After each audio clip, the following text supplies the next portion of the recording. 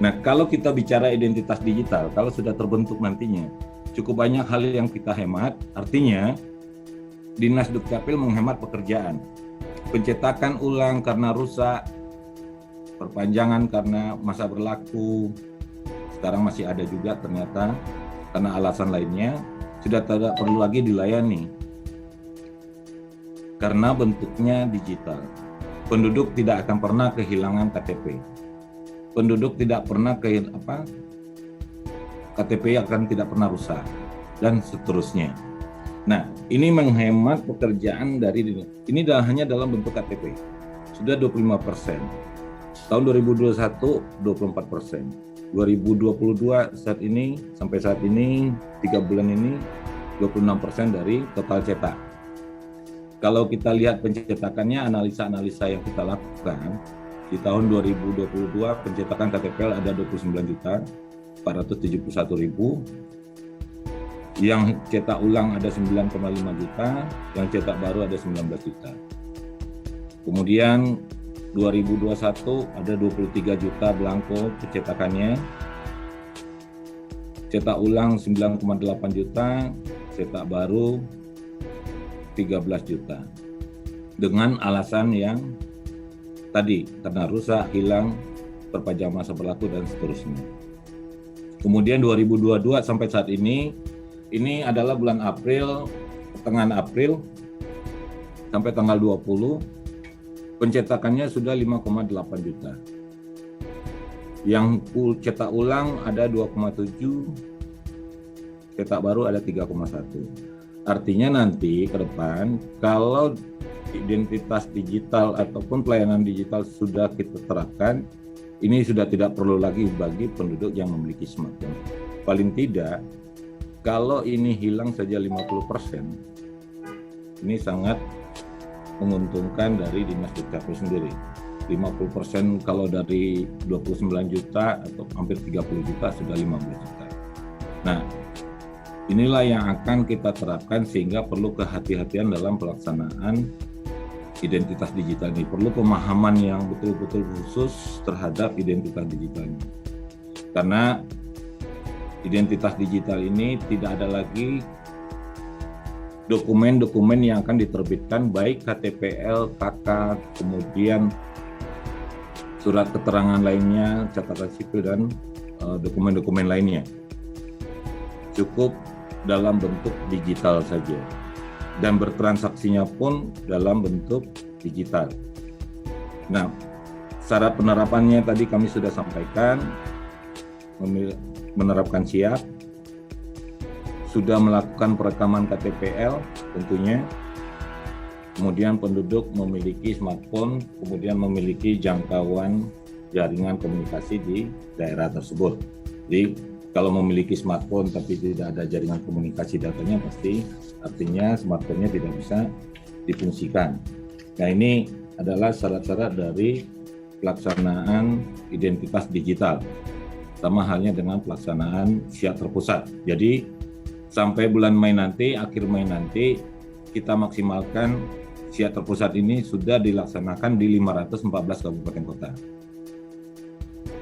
Memang ada gangguan-gangguan layanan terhadap yang sedang melaksanakan siap terpusat terhadap penambahan layanan bagi kabupaten kota lainnya.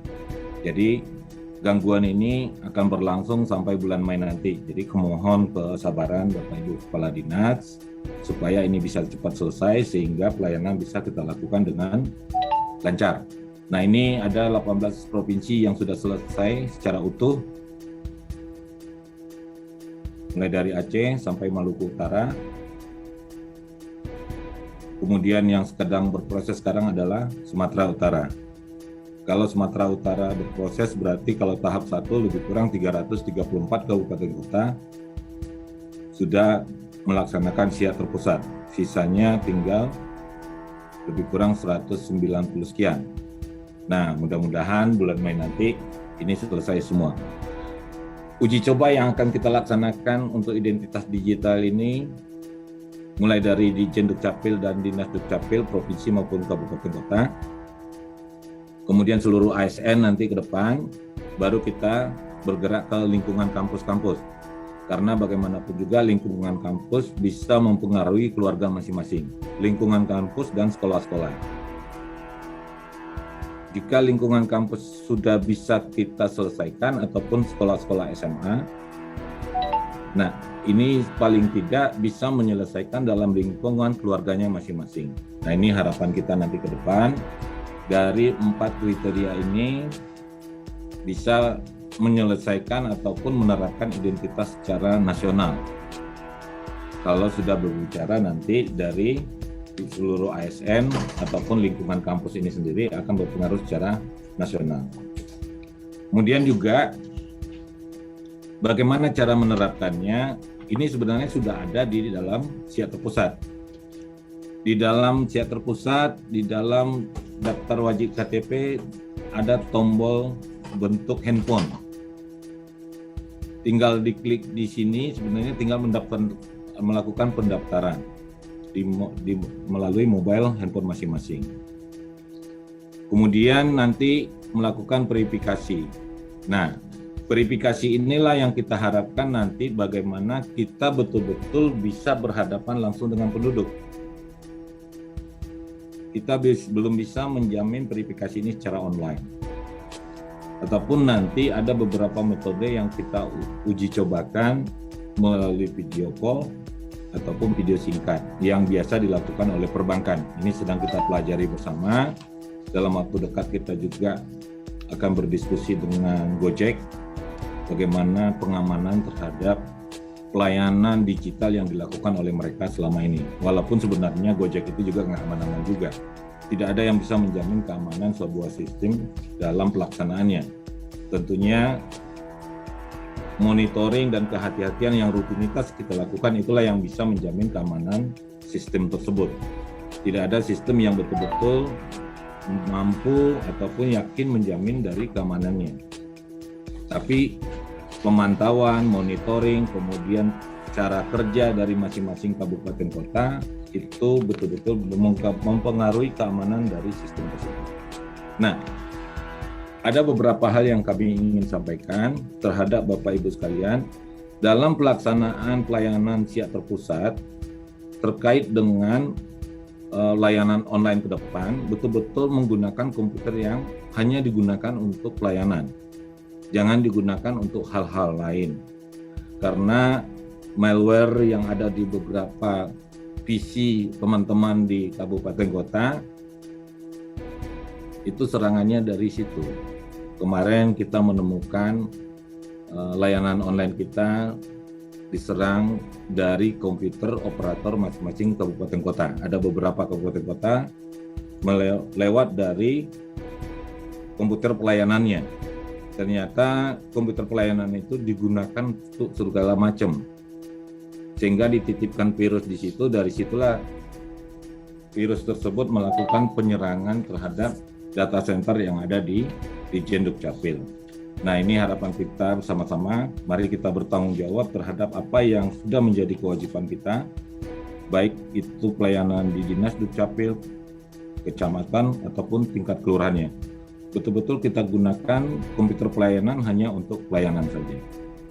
Supaya pengamanan kita tidak terlalu berat dan tidak kesepakatan yang kita lakukan betul-betul tahapan bagaimana kita melakukan Permendagri SMK ini betul-betul sejalan dengan apa yang kita lakukan secara kesehariannya. Kalau keamanan untuk SIA terpusat ini betul-betul berpengaruh dari titik pelayanan terendah, terkecil, sampai dengan tingkat operator. Karena sambungannya langsung ke server pusat. Beda halnya dengan SIA terdistribusi. Yang diserang adalah hanya komputer Dinas Dukcapil saja, sampainya. Kalau ini langsung ke pusat. Nah, ini yang menjadi perhitungan kita bersama-sama supaya kita sama-sama menjaga. Kalau kita melihat berapa banyak titik operator dalam pelayanan SIA terpusat ini cukup banyak sekali. Di situ adalah titik-titik krusial yang harus kita amankan. Nah, pengamanan ini bertahap. Secara nasional tanggung jawab Ditjen Dukcapil, tingkat provinsi tanggung jawab provinsi, tingkat kabupaten kota tanggung jawab kepala dinas Dukcapil kabupaten kota. Sehingga 514 kabupaten kota betul-betul sama-sama bertanggung jawab menjaga keamanan informasi ini. Nah, yang menjadi nanti target kita dalam hal identifikasi dalam pelaksanaan identitas digital ini adalah di saat pendaftaran. Untuk saat ini kami berharap hanya baru bisa kita lakukan pendaftaran secara offline. Penduduk datang untuk diverifikasi wajahnya bahwa dialah orang yang bersangkutan. Bahwa yang datang itu, yang berfoto itu adalah benar. Karena sekarang ada aplikasi yang bisa menggunakan wajah seseorang untuk melakukan pendaftaran. Kalau kita melakukan pendaftaran dalam sistem kita ada istilahnya foto bergerak. Kita suruh ke kanan, ke kiri, atas, mengangguk dan ke bawah. Secara aplikasi itu ada aplikasinya juga. Menggunakan foto wajah orang lain, kemudian perintah itu bisa dilaksanakan oleh orang itu tapi menggunakan foto wajah orang lain. Nah, untuk itu pendaftaran pertama kita wajibkan bahwa orang itu betul-betul datang secara offline. Hanya 1 kali saja. Nah, baru kemudian transaksi identitas digital, transaksi digital yang dilakukan bisa secara langsung setelah melakukan pendaftaran tadi. Kita mulai nanti dari masing-masing seluruh dinas Dukcapil, baik keluarga maupun pegawai dinas Dukcapil itu sendiri, tidak menyeberang ke tempat lain. Nah, kita lakukan uji cobanya. Setelah semua dinas Dukcapil melakukan pendaftaran identitas digital, baru kita bergerak ke seluruh ASN yang ada di Indonesia. Nah, inilah nanti menjadi motor penggerak untuk seluruh masyarakat yang ada di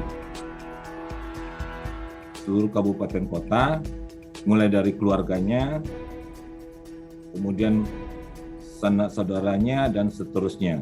Sehingga pelayanan identitas digital ini bisa kita lakukan secara cepat, tanpa harus banyak melakukan ataupun menimbulkan biaya untuk ini. Karena ini yang kita perlukan hanya sekali saja. Yang menjadi inti utama dari pelaksanaan identitas digital ini verifikasi awal pertama saja. Nanti akan kita bisa lihat apakah si penduduk ini mendaftarkan dirinya sesuai dengan nomor handphone yang didaftarkannya. Sehingga nanti nomor handphone yang didaftarkan penduduk ini bisa kita lakukan cross check.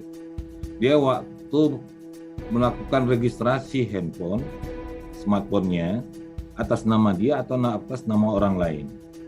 Nah, ini nanti dapat merubah seluruh pelayanan yang ada di tingkat-tingkat pelayanan yang ada yang diterima oleh masyarakat. Jadi, benar apa yang kita sampaikan selama ini, yang sering disampaikan oleh Bapak Dirjen, bahwa Dukcapil ini bukan pelayanan dasar, tapi dasar dan pelayanan untuk semua pelayanan. Artinya, kependudukan ini betul-betul mempengaruhi pelayanan untuk orang-orang lain, untuk dinas-dinas lain, untuk kementerian atau lembaga lain.